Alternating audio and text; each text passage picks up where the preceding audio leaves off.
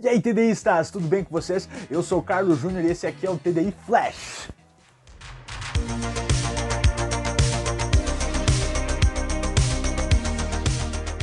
Hoje o assunto é fantástico, na minha opinião, um dos melhores argumentos a favor do design inteligente. E o nosso convidado de hoje, ele é referência nesse assunto. Ele que é formado em engenharia biotecnológica e tem mestrado em biociências.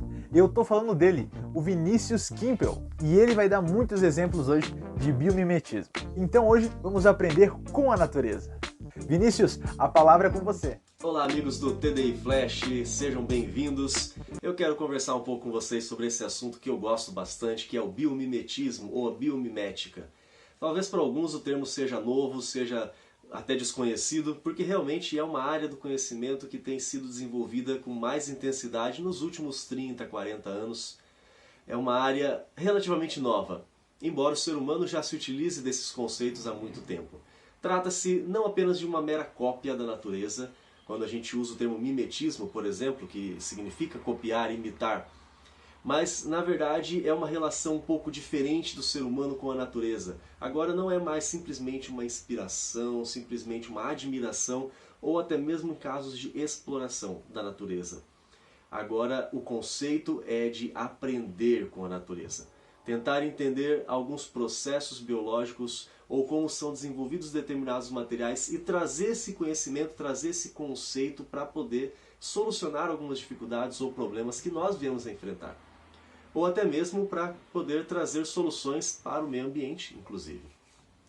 Nós podemos partir de duas principais abordagens. Eu posso observar algo inusitado ou algo novo, algum fato ou fenômeno da natureza, tentar compreender como ele funciona e aproveitar esse conhecimento para nosso benefício. É o que fez, por exemplo, o engenheiro suíço Georges de Mestral na década de 1940 e 1950, quando ele observou que o seu cachorro voltava para casa dos passeios com algumas sementes de carrapicho grudadas pelo pelo. Ele, curioso, observou ao microscópio essas sementes, esses carrapichos, e percebeu estruturas semelhantes a ganchos que se enroscavam no pelo do cachorro. A partir daí, ele desenvolveu um tecido inédito até então, que é o velcro, que hoje você tem com certeza em talvez até mais de uma utilidades aí na sua casa, no seu vestuário, talvez com bolsas e mochilas. O velcro ele pode aderir e se soltar, algo completamente inédito naquela época. Foi retirado um conhecimento da natureza. Esse é um exemplo muito clássico, talvez o mais tradicional quando falamos de biomimetismo. Mas eu posso ter uma segunda abordagem, partindo de um problema já pré-determinado. Como foi o caso de outro engenheiro, agora japonês, Eiji Nakatsu, durante a década de 1960, quando reparou uma dificuldade nos trens de alta velocidade, os famosos trens bala. Eles foram projetados e testados e alcançaram velocidades acima de 400 km por hora, mas não podiam utilizar acima de 200 aproximadamente, porque a cada vez que ele passava por um túnel, ele acabava num fenômeno de compressão de ar, perturbando muito da vida ao redor do túnel.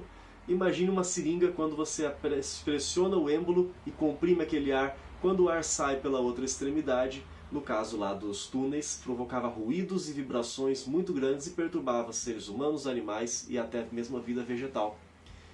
A solução foi observar a natureza e ele percebeu que o martim pescador era uma ave que se alimentava, como o próprio nome diz, pescando, e saía de um fluido, como é a atmosfera, o ar, para outro fluido, a água, até 800 vezes mais denso, e quase não espirrava água, numa velocidade incrível. Qual era o segredo? Em grande parte devido ao formato do bico dessa ave. Ele adaptou esse formato para os seus trens. E agora os trens bala podiam ultrapassar 320 km por hora num nível de ruído extremamente baixo, sem perturbar a vida animal e vegetal, e ainda com uma economia de até 15% no consumo de eletricidade.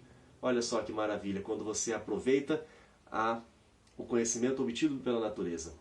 Há muitos outros exemplos que eu poderia mencionar aqui. Já centenas de produtos ou processos foram desenvolvidos, inspirados na natureza, como por exemplo edifícios que utilizam o conhecimento de engenharia e arquitetura de cupins. Os grandes cupinzeiros que possuem tubulações específicas para manter o ar circulando por convecção e assim deixar mais fresca a temperatura no interior. Em Harare, no Zimbábue, o Eastgate Center economiza até 65% de energia apenas com a construção específica baseada nos cupins. Nós temos exemplos no desenvolvimento de um vidro à prova de choque de pássaros. Olha só que legal. Muitos pássaros, muitos mesmo, centenas de milhares todos os anos morrem ao se chocar com janelas de prédios, especialmente grandes arranha-céus. Mas uma empresa alemã percebeu que esses pássaros não se chocam com teias de aranha. Por que será?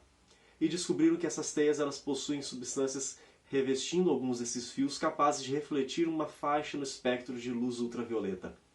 E os pássaros conseguem enxergar e desviar. Então, se nós adaptarmos isso para as janelas, e pequenos filamentos capazes de refletir a luz ultravioleta foram utilizados em alguns vidros, e em testes práticos, até 70% das aves a menos se acidentavam com as janelas. Podemos mencionar também uma solução para a seca, com o besouro da Namíbia. Ele possui no seu dorso terminais hidrofílicos e canais hidrofóbicos. Mais ou menos funciona assim de maneira bem rápida para você compreender. Ele consegue assimilar algumas moléculas de água que estão no ar e conduz por esses canais até alguns receptáculos, o principal deles próximo à boca, e ele consegue beber a água que ele retira do ar. O MIT desenvolveu uma malha capaz de realizar algo muito parecido, e 1 metro quadrado dessa malha consegue absorver do ar até 1 litro de água por dia. É incrível quando a gente consegue perceber quanto a gente pode aprender com a natureza e colocar isso em prática, para benefício nosso, benefício das pessoas e comunidades que necessitam e até mesmo benefício do meio ambiente. Mas eu preciso fazer uma reflexão muito importante aqui. Porque para muitas pessoas, a genialidade das pessoas que desenvolvem essa tecnologia é incrível, são mentes incrivelmente inteligentes. Mas como eu posso ignorar a grande amplitude e o quão maravilhoso é aquele processo ou aquela substância da natureza que inspirou essa tecnologia? E para muitos isso simplesmente foi algo que surgiu por processos não guiados ao longo de muito tempo. Não faz sentido, algo parece que não está se encaixando.